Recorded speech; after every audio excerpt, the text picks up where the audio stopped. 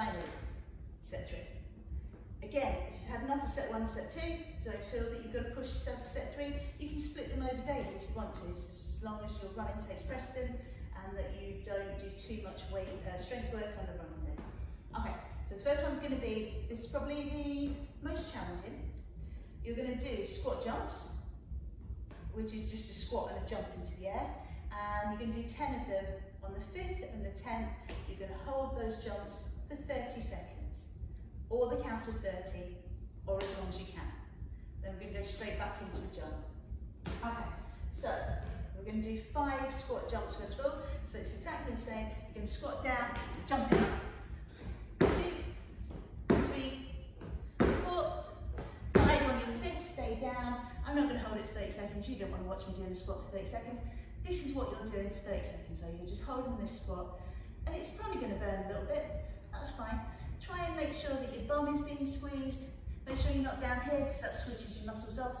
And as soon as you get to whatever time you need to be, so 30 seconds, 15 seconds, the count of 30, 1, 2, 3, 4, 5, whatever's burning.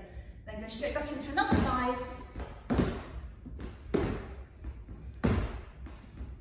And hold it again for the same amount of time.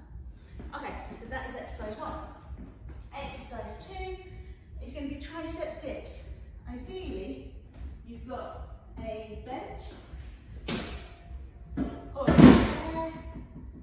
You can even do these on the floor if you need to. These are tricep dips. So it's going to come from your arms, not from your legs. You can do straight up, all the way down, all the way up, all the way down, all the way up. Or make it easier, bent leg, but do not push through your feet. So everything is coming through your arms. Tricep dips. Third, for the core, is going to be plank rocks. And a plank rock. Again, you're in that plank position. You're in a low plank this time, so on your forearms. And all you're going to do is rock backwards and forwards. Make sure you're staying parallel to the floor.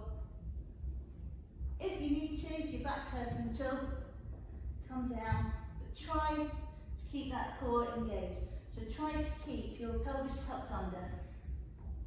You should feel it in your tummy. And for glutes, it's going to be plum shells. This is probably 1980s one. So you're going to be on the floor with your legs out straight for starters, then tuck them behind you. Excuse me, knees together, feet together. Feet are going to come off the floor, so holding your feet off the floor, hand on your hip just because it looks good, and you're going to bring your knee up and down. Knee, open, close, open, close. You should feel it in this area of your glute, which is your abductors, which we use very much in our running. Keep that going for as long as it says on your sheet. Then turn it over and performing the same, making sure your feet are off the floor on the other side.